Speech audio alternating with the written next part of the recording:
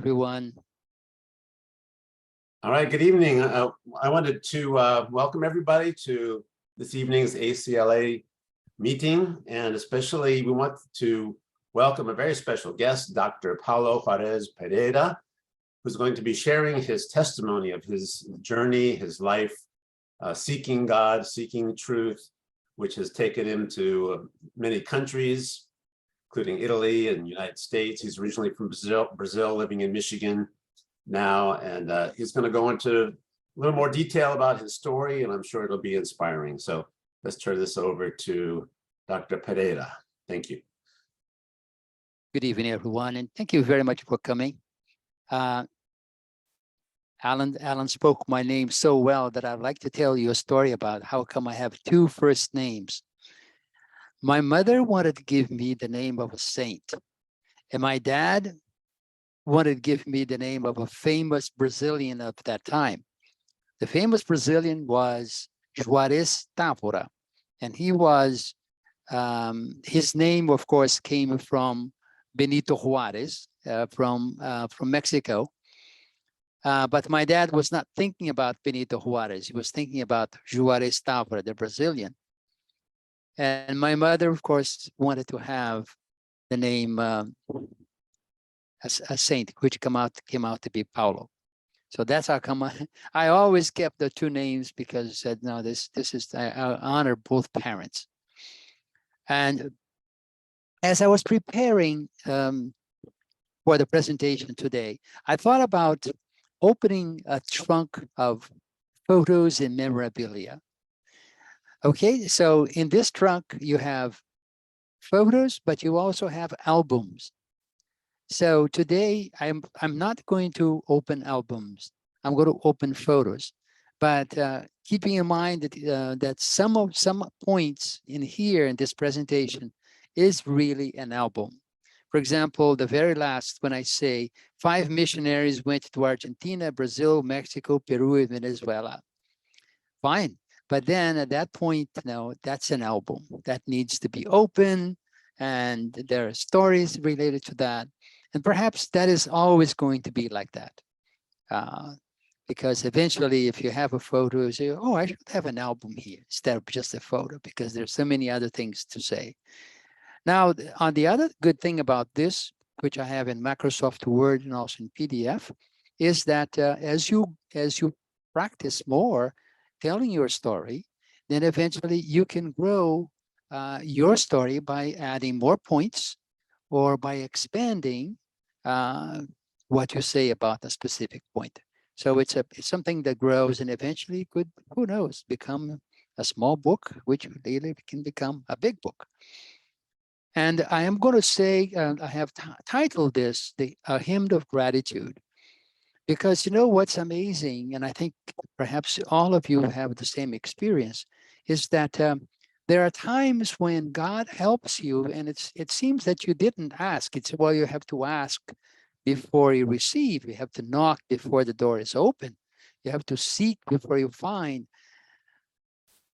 But there are times when perhaps because of our inexperience, and perhaps maybe also, I just thought of this, because of the merit of the age, that God just comes forward and helps you and later, but then behooves us not to forget how much we were helped.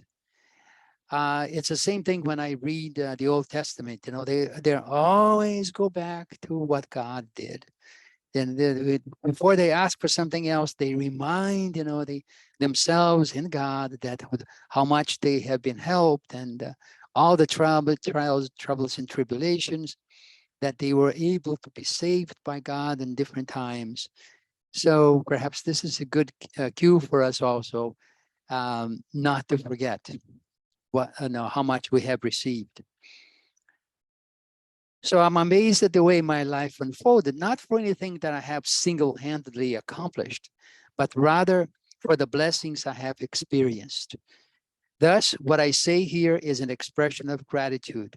Gratefully, therefore, I will share 10 points with you today. The first one is how I discovered God. You know, I remember some time ago, I must have been about maybe 4 years old, maybe 5.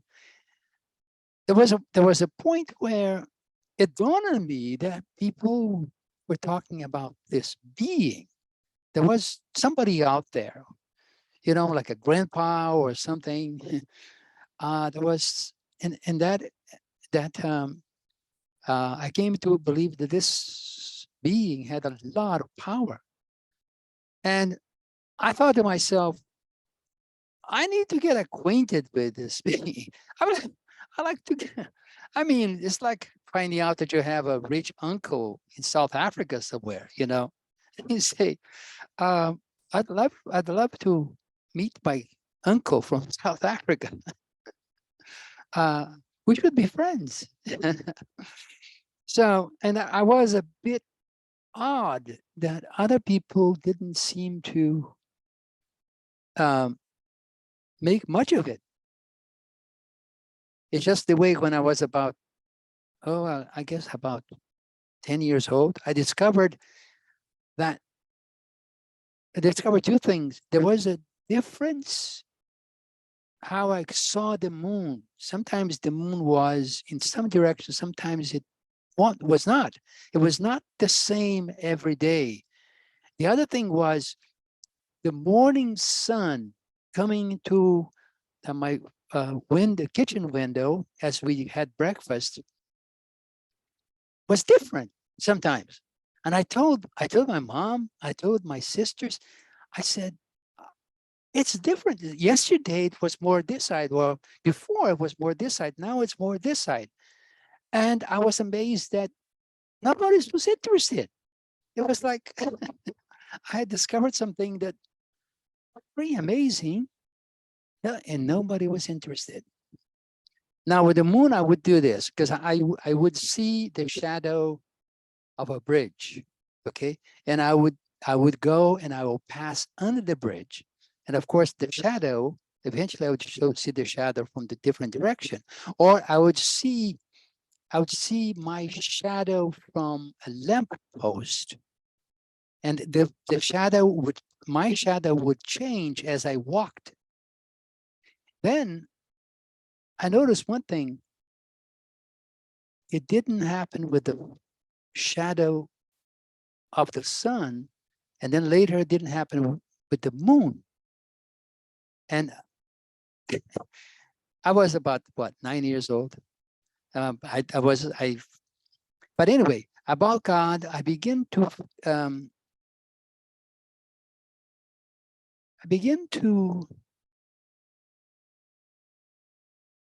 I hate to say have conversations with God, but it was something like that I would understand things. I would anyway. That was about 4 years old or so. And when I was about when I was close to about 11 years old, my father passed away. He was a businessman, and he would slaughter a pig as part of his business once a week. And the pig that came for that week was very, very heavy, and he was dealing with the pig alone. And eventually, that got into had a heart problem, and he passed away that night. And about 6 months after that, there was some brothers that came to town. They were looking for seminarians, and they wouldn't become priests; they would become brothers. And I was very excited about that. But my mother said, "Look, if you're going to go to study, you should study to become a priest. Don't just study to become a brother." I said, "Okay, that makes sense." And about 6 months later, a priest came. He was a huge guy. He was a Dutch missionary with an accent, and he made a speech, a sermon at the main church of town. And one of my mother's friends was there. She was the wife of the mayor of the town and they were friends.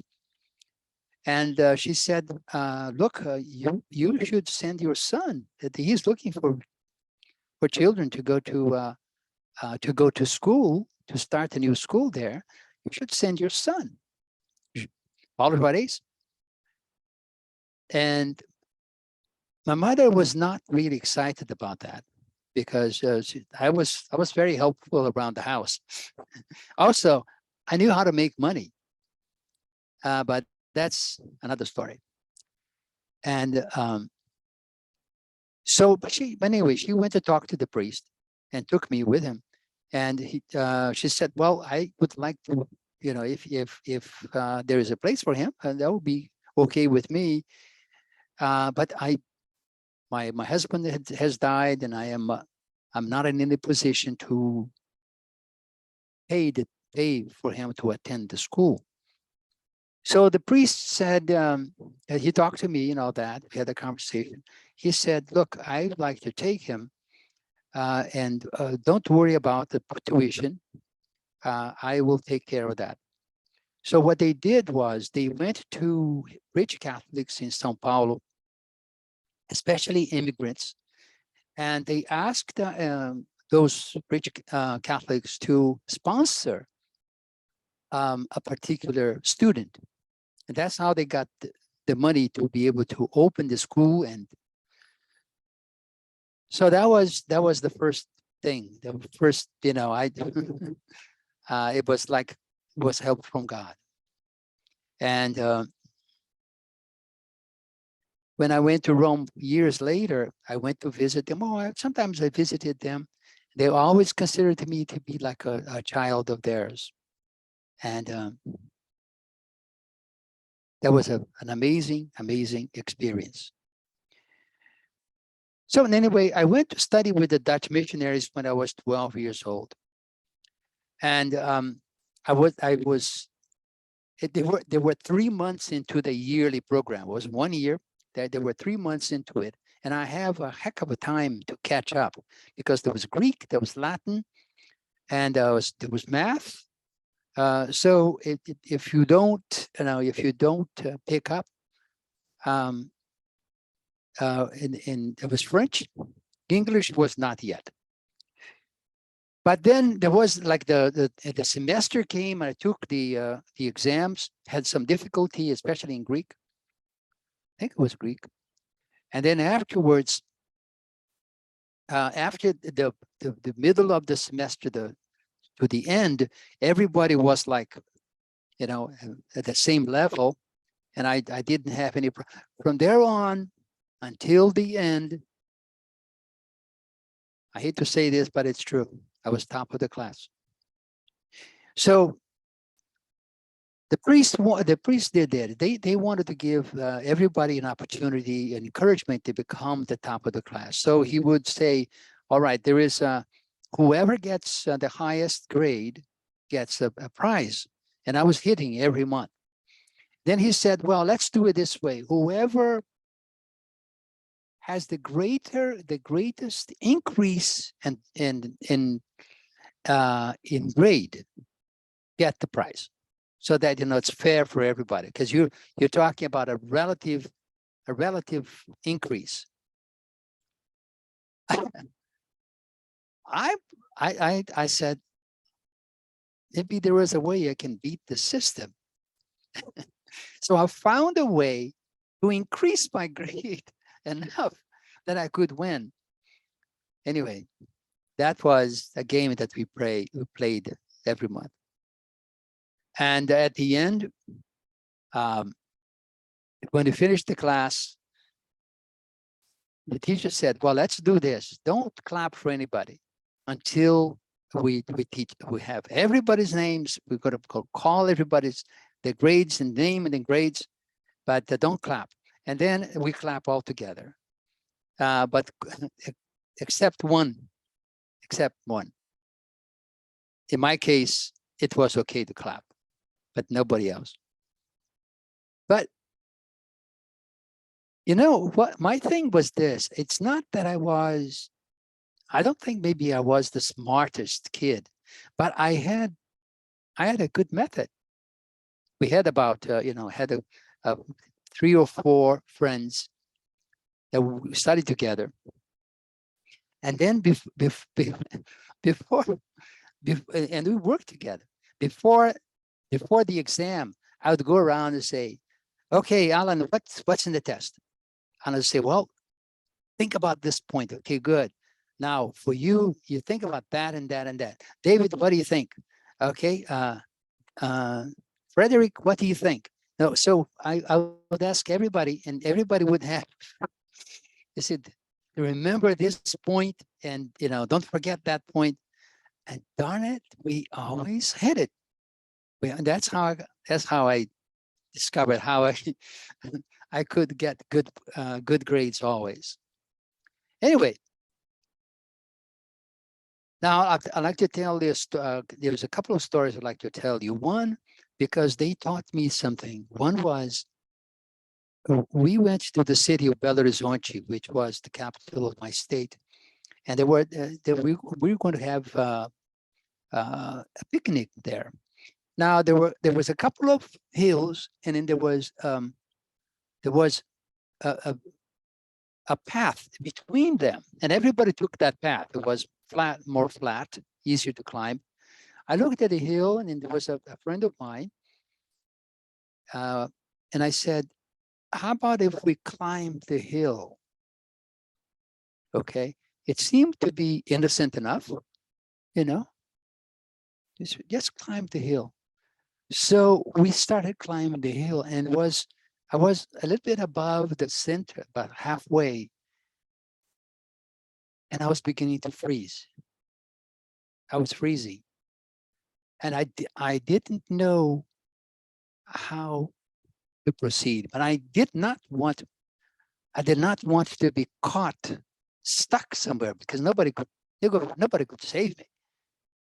They didn't have any way to save me. But there was one thing about this guy that I was following. I began to call him the goat after that, because he would just say, come here, Paulo, here, put your foot here. Yeah, see, come here, put your foot here. That's a good one. And I would go, and he was guiding me step by step by step, until I come to the very end. One of the most difficult was, like, you come to the very end, you have to bring your weight over to the top. But I got it. I got there. I got to the top. And then from that point on, I'm always looking for my goat. If I have some difficulty, I look around and say, there's got to be somebody here that's going to help me figure this out. So it's my goat is out there. If only I can find it. Now, so that one, I did it because I was working together with somebody else. Now the other story was crossing a bridge. Every Wednesday we would go swimming. We take off and walk to the river. There is a little island over there. Go swimming. And on our way there was a bridge, and the bridge had these arches. Okay, I looked at the arch. It was about 3 feet wide, and I thought to myself, I can cross this. It didn't seem to be pretty straightforward. Just you grab, it's about 3 feet. You grab it, and then you climb, and then you go down the other side. Fine. Now, as I got to the very top, and I began to come down, my weight was heavy, and I was afraid I was going to be pushed down and lose momentum, lose my ability to hold myself. So I very slowly changed my direction, and I began to come down. I came down backwards, and very slowly, very calm. I never lost my nerve. I didn't get dizzy. And my class, a few classmates were down there, and they were amazed, what I was doing. I came down, fine, no problem. When I got back to school, I was I was called by the director. The, the director said, "What did you do, Paulo?" I said, "Well, I climbed on one side, came down the other side, no problem." I was thinking that he was going to congratulate me and say, "Wow, that's quite a job you did there." He was absolutely furious. He said, "What could I tell your parents, your mother, if you fell down?" And I anyway, to make a long story short, I never again attempted any any kind of uh, adventurous uh, adventure after that. So that was crossing the bridge. Anyway, I finished in 1960. When I finished high school in 1960, there was what it was called the novitiate, and that is when um, you know a postulant like I was, um, begin to practice the life that you become, your soul will become the spouse of Christ, and you begin to learn about that lifestyle. And if you pass the novitiate 1 year, you pass that, and you learn a lot of different things, then you can do the temporary vows for 3 years. Okay.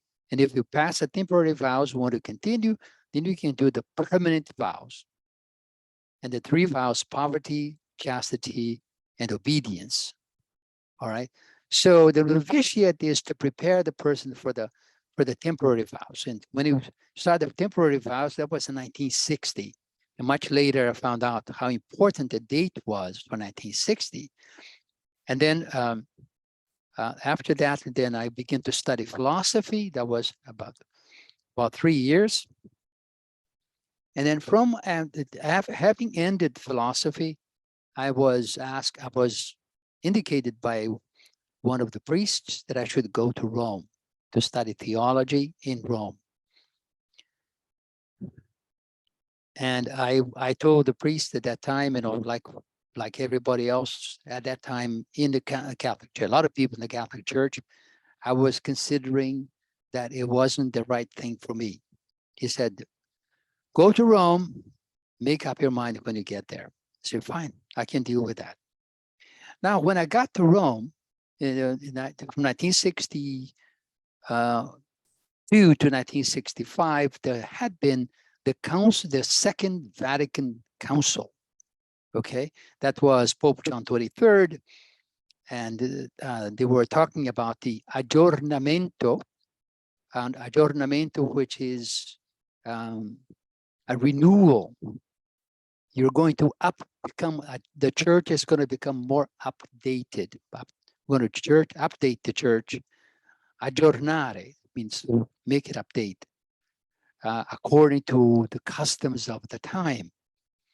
For example, they didn't have, they abandoned Latin. They abandoned Latin. Like before, the priest was representing the people facing God and facing Christ on the cross.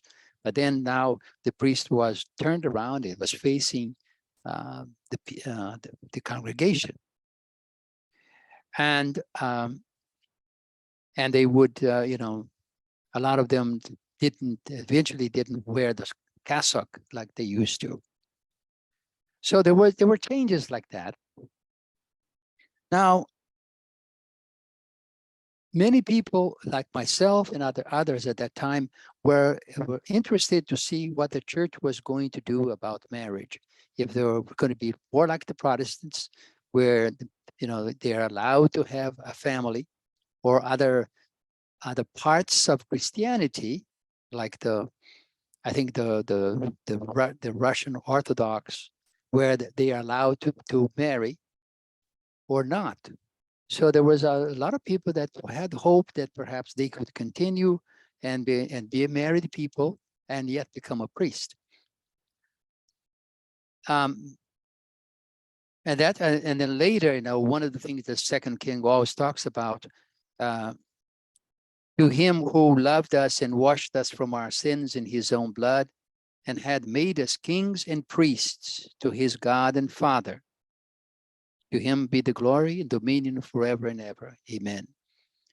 So kings and priests, in other words, being a priest and being married is not mutually exclusive.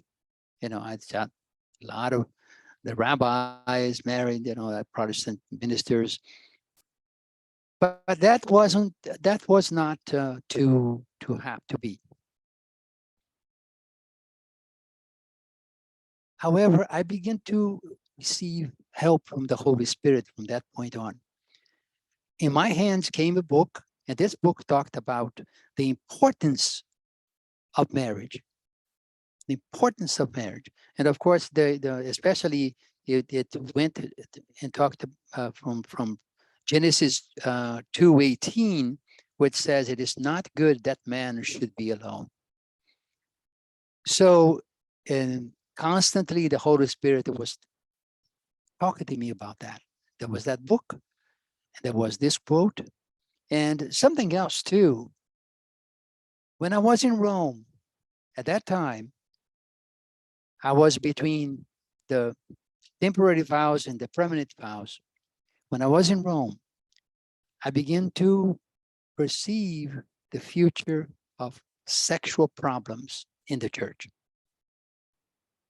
And I think God wanted me not to be exposed to it. Anyway, when my third year came, I went to Ireland for that summer, and fell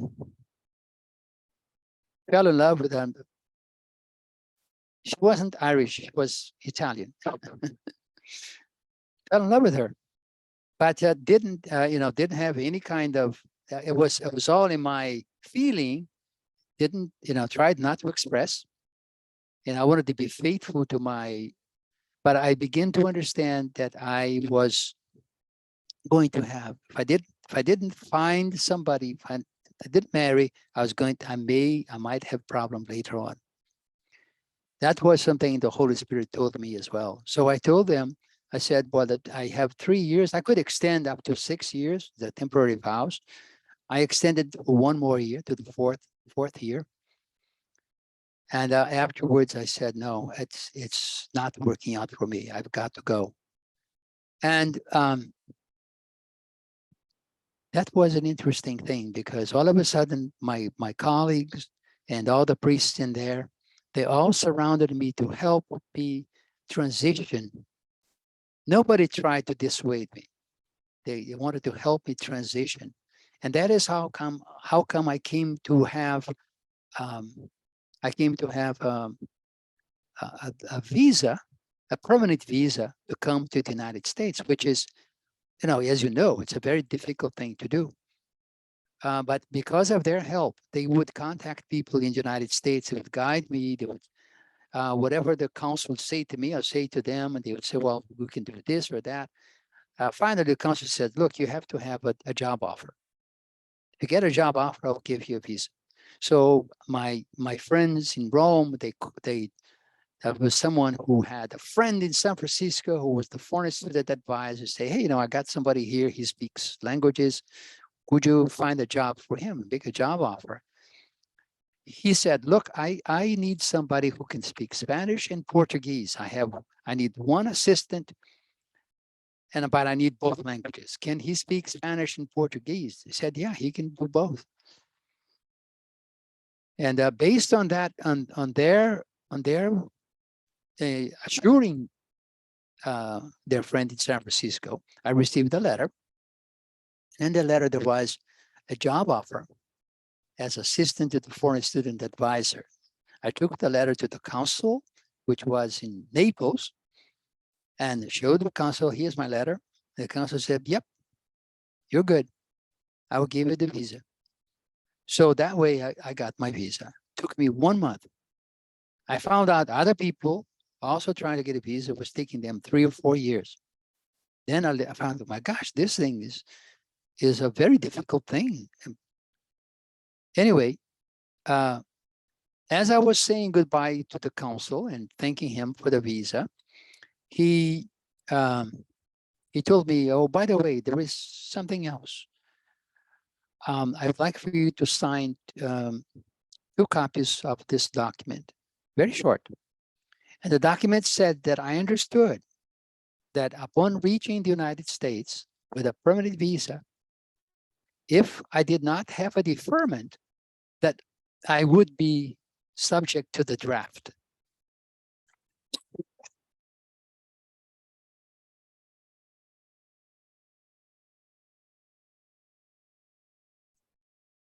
I told him, sir, what's the draft?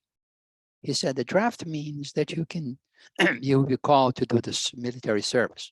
In Brazil, we all knew about the military service. In fact, I had been excused from military service for being in the clergy. I said, fine, I'll cross that bridge when it comes. I didn't know that expression at that time, but that was my attitude. And there I was, going to San Francisco. was received by the foreign student advisor. He set me up at a student housing. I had a job. We'd go out for lunch, and that was horrible. The coffee was horrible. Because I was coming from Rome, where one of the best coffee in the world, right? I said, well, it's a small price. I love the city of San Francisco. Absolutely love the city of San Francisco, which has then changed, of course. But that was, and then we begin a process to accept students from Latin America, and within 1 year, we had doubled the number of foreign students. They were delighted the way that we had it. It was like a machine. Translation, go get grades according to what the courses they have done before. Find out if they qualify for some kind of financial aid, and bang, and people were coming one after another. We doubled the number of foreign students. Then I graduated because I was I had lots of courses that were accepted for credit. I graduated. But one thing I did, which I was very much delighted, I studied the early part of American history as part of the required courses. So that was something really amazing for me. So where am I? Yes.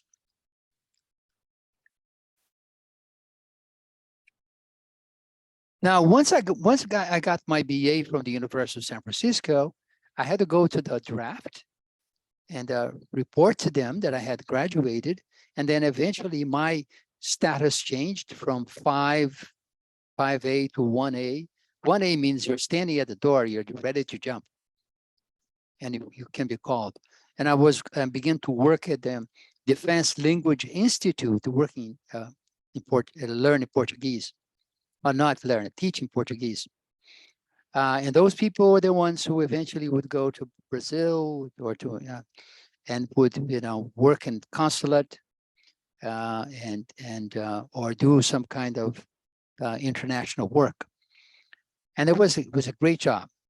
But then eventually in time, I received my draft notice. And I showed up. I went to Oakland. That was in February 67. And I was an enlisted man for 1 year. And then I was offered a direct commission as a second lieutenant, 1968. Had to fill up a whole bunch of paperwork, and I had orders to go to Vietnam, and I was supposed to be there by around April of 68. And if you know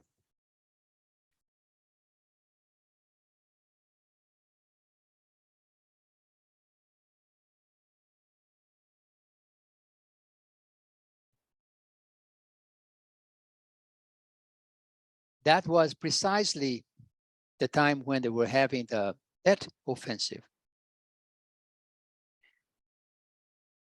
The thing is, so I went to Brazil.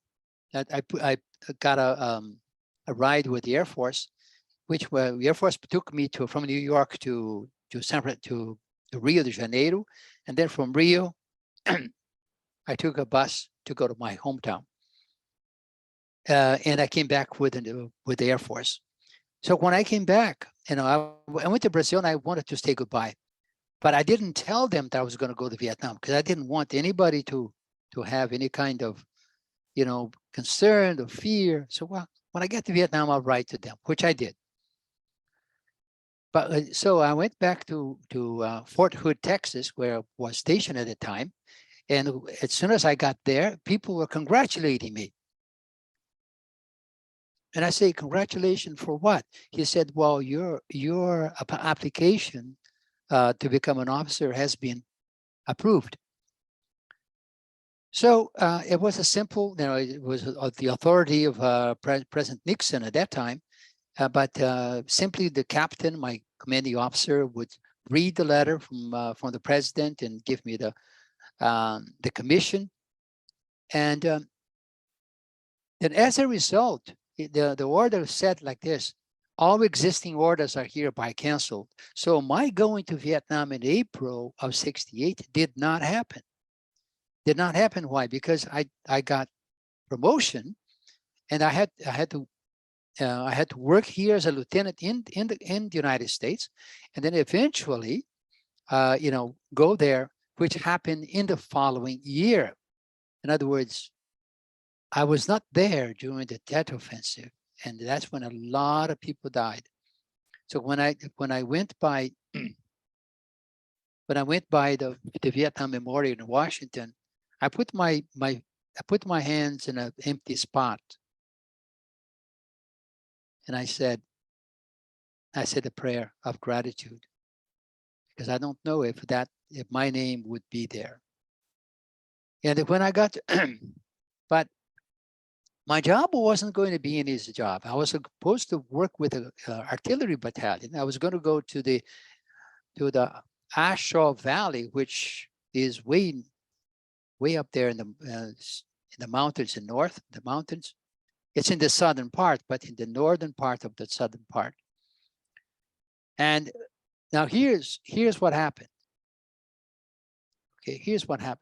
When I arrived in Vietnam, I was there for about 15 minutes. There was a airplane, was all lieutenants. I was there for 15 minutes. All of a sudden, I was called in the office of the commanding officer.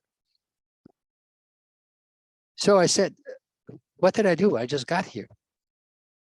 So I went to the commanding officer, and he was looking at my papers. Without looking at me, he said, are you Brazilian? I said, yes, sir. He said, he looked at me and says, what are you doing here? I said, sir, they drafted me. I was drafted. And then in front of me, this gentleman, as American as apple pie, okay, began to speak perfect Portuguese. Perfect Portuguese. I said, it was like I was in a different time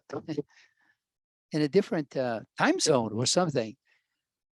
I couldn't believe it, and he had a beautiful accent from Rio de Janeiro, which has its own particularities. I knew because I had lived there. And then he said, I was an attaché in Brazil for 4 years. And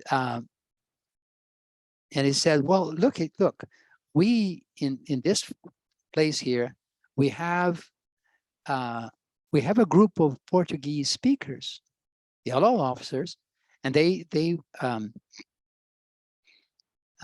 were somehow they spent time in Brazil doing one thing or another, but we don't have any native speakers.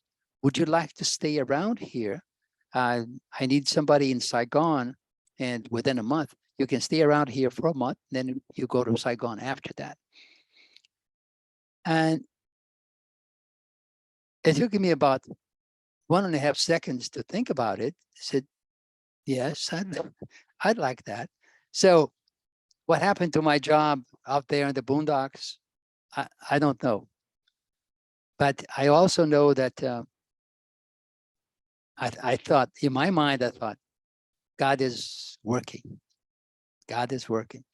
So I went to Saigon, where I stayed for 3 months, for 6 months. Then eventually I um, was given the job as assistant to the company commander in a 4th Infantry Division, which was in the boondock, kind of halfway. And I stayed there for about 6 months. Now,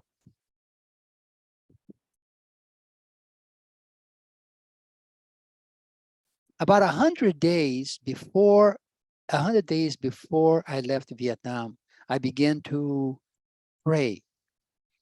And I knew very well what the Bible said about, you have to ask, you have to knock, and I have to seek. And so every day, for 100 days, every day, I'll change from uniform, put to shorts and sports clothes, the tennis shoes. I'd go to, there was a helicopter pad that wasn't being used. So I figured out how many times around I had to go to be able to complete 1 mile. If I went 8 times around, it would be 1 mile. So for 100 days, I prayed and I asked the angels to run with me, because different buddies would come, they would run a day or two and they would say, oh, they would give up. But for 100 days, and my prayer was, what am I going to do once I get out of here? What am I going to do? And I would say, God, you have to help me. I am at my wit's end, and I don't know what to do. You have to help me. And so I was doing the praying, I was doing the asking, I was doing the knocking, and I was doing the seeking for 100 days. Okay, I went back to San Francisco, and after I got discharged and all that, I got an honorable discharge, thank God, and went to San Francisco. And the very first night, I said, I'm going to go out and go to the Foreign Student Center. Maybe I used to go there before, and maybe I'll meet somebody. The very first night, I went to the Foreign Student Center, and they had a band there. Okay, I'd be Alan Feldshoff might remember Clinton. I forgot his name. He was the band leader, and they were there was a whole bunch of unificationists, and they were witnessing. So their thing was, we'll come in, you pay a little ticket to get in, $1.50. Okay, but there is a number there, and then at the end they're going to have a draft, and if your ticket was called, you could go for free to Boonville for the weekend. Okay, with all expenses paid, the transportation, food, and everything. And guess whose number came up? my name came up. So that weekend I found myself going to the Boonville to all expenses paid and food and all that to hear their ideas of how they're going to build an ideal world. So that is how I started with Divine Principle. So those things, I always felt there was the hand of God that was helping me as I went along.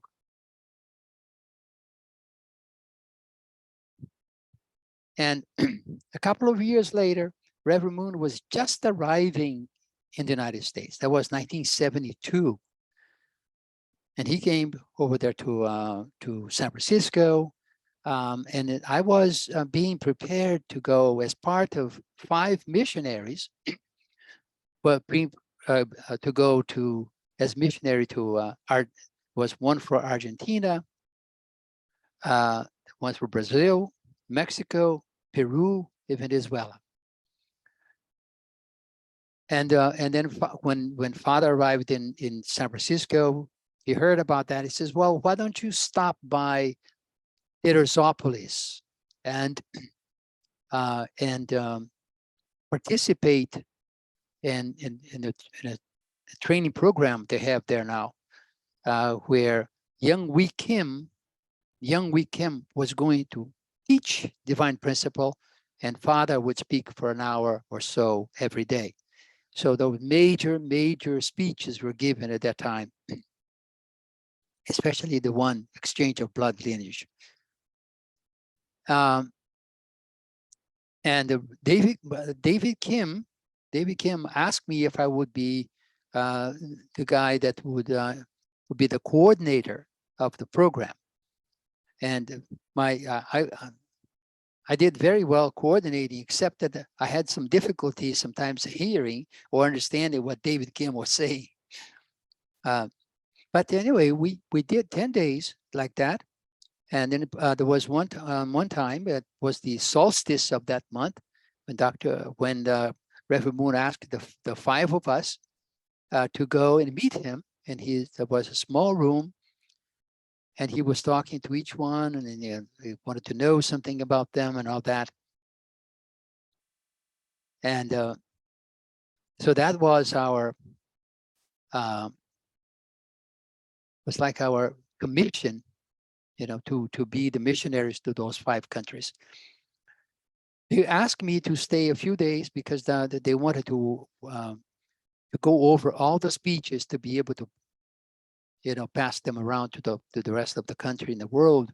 So I stayed there. We went over all the speeches and made comma here or a little change there and so on, just to make it we edit a little bit. And then after that, I took off to Brazil. And that is as much as I'd like to say. And remember, I'm looking at pictures instead of albums, but some of those points, they could become, you could open up the album and start talking about different kinds of things. But I would like to stop here and call it a day for today. All right. Well, thank you very much, Dr. Pereira.